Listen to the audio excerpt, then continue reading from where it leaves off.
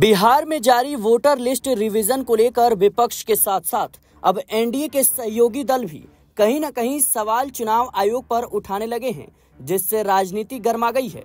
जी हां दर्शकों, उपेंद्र कुशवाहा एनडीए के सहयोगी और मोदी शाह के करीबी, लेकिन चुनाव आयोग के फैसले पर उन्होंने सवाल उठाकर राजनीति को एक अलग हवा दे दी है। सवाल उठ रहे हैं कि आखिर एनडीए में चल क्या रहा है। कुछ नेता चुनाव आयोग के इस फैसले को लेकर सफाई दे रहे हैं, तो वहीं दूसरी तरफ उपेंद्र कुशवाहा सवाल उठा रहे हैं, और सवाल भी ऐसे जैसे विपक्ष का सवाल हो। जी हां दर्शकों, आपको बता दें कि बिहार में एनडीए के सहयोगी राष्ट्रीय लोक मोर्चा के अध्यक्ष उपेंद्र कुशवाहा ने कहा कि वोटर लिस्ट के रिव्यू का काम कोई नया नहीं है। बहुत सारे लोग बिहार से बाहर रहते हैं, अगर उन्हें सत्यापन के लिए कहा जाएगा तो इतने कम समय में कैसे आ पाएंगे।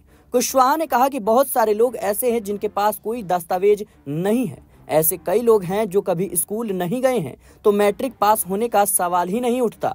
ना जन्मतिथि और ना ही निवास के लिए कोई दस्तावेज है। उन्होंने कहा कि अगर समय रहता तो निवास का प्रमाण पत्र बनवाया जा सकता था, लेकिन इतने कम समय में दस्तावेज कैसे बनेगा, ये आसान नहीं है। उन्होंने आगे कहा कि चुनाव आयोग ने कुछ विलंब से इस कार्यक्रम की शुरुआत की है। लोगों के मन की आशंका को चुनाव आयोग को देखना चाहिए और उसका हल निकालकर आगे का काम करना चाहिए। बिहार में 7-8 करोड़ मतदाता हैं और इस लिहाज से थोड़ा समय कम है।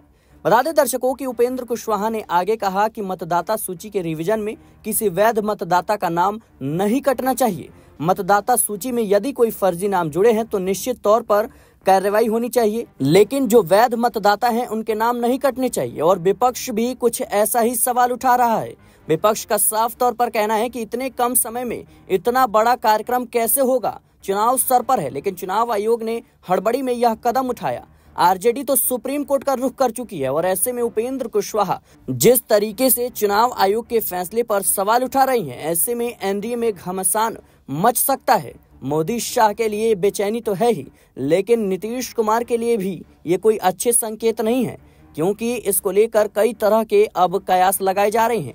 फिलहाल के लिए इस रिपोर्ट में इतना ही। देश और दुनिया की तमाम खबरों के लिए बने रहे नेक्स्ट 9 न्यूज के साथ।